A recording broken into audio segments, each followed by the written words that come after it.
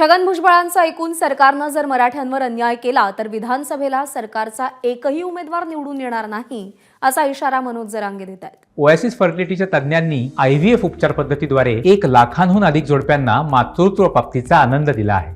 मोफत appointment book करण्यासाठी आजच संपर्क साधा। ओबीसीतून आरक्षण द्या नाहीतर 13 तारखेनंतरचा निर्णय सरकारला झेपणार नाही असं मनोज जरांगे म्हणाले। यावेळी जरांगेंनी भुजबळांवरही हल्लाबोल केला। जरांगे यांनी आज हिंगोलीतून शांतता रॅलीला सुरुवात केली आहे। 13 जुलैपर्यंत ही शांतता रॅली सुरू राहणार आहे।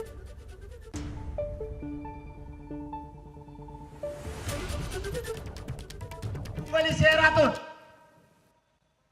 मी सरकारला जाहीरपणाने सांगतोय, 13 तारखेचे 8 मराठ्यांना आरक्षण द्या। जर ओबीसीतून आरक्षण नाही दिलं, 13 तारखेच्या नंतर निर्णय झालेला तुम्हाला झेपायचा नाही। बहुतेक आपली बैठक मुंबईत होण्याची शक्यता आहे। मग राज्य सरकारला जाहीरपणाने सांगणार, एकट्या छगन भुजबळचं ऐकून तुम्ही जर मराठ्यावर अन्याय केला तर याद राखा, महाराष्ट्र किंवा आरक्षण छगन भुजबळची मक्तेदारी नाहीये। छगन भुजबळचं ऐकून जर मराठ्यावर अन्याय करण्याचा प्रयत्न केला तर 288 पैकी एकही उमेदवार सरकारचा निवडून येऊ देणार नाही। जर छगन भुजबळचं ऐकून मराठ्यांच्या आरक्षणावरती अन्याय केला, आता जसं झालं तसं पुन्हा होईल। परत आपल्याला म्हणायचं नाही भाऊ काय झालं, परत माया मांडीला मांडी लावून चिपकून येऊन बसली। ते म्हणले तुम्ही पाडा मानले इकडं धसकून काळजात होते।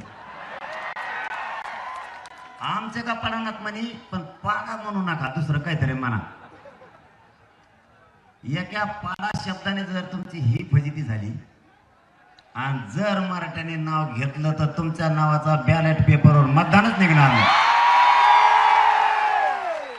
त्याला छगन भुजबळच लागत होई, कडाल घेऊन येईन म्हणा।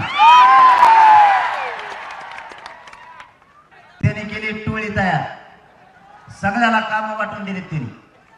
तू हे बोल, तू ते बोल, तू ते बोल, ते तू बोल आणि बाकीचं मी बोलतो।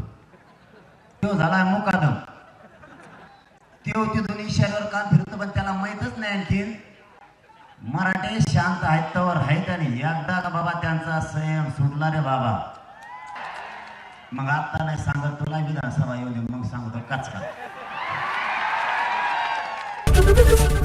एबीपी माझा, उघडा डोळे बघा नीट।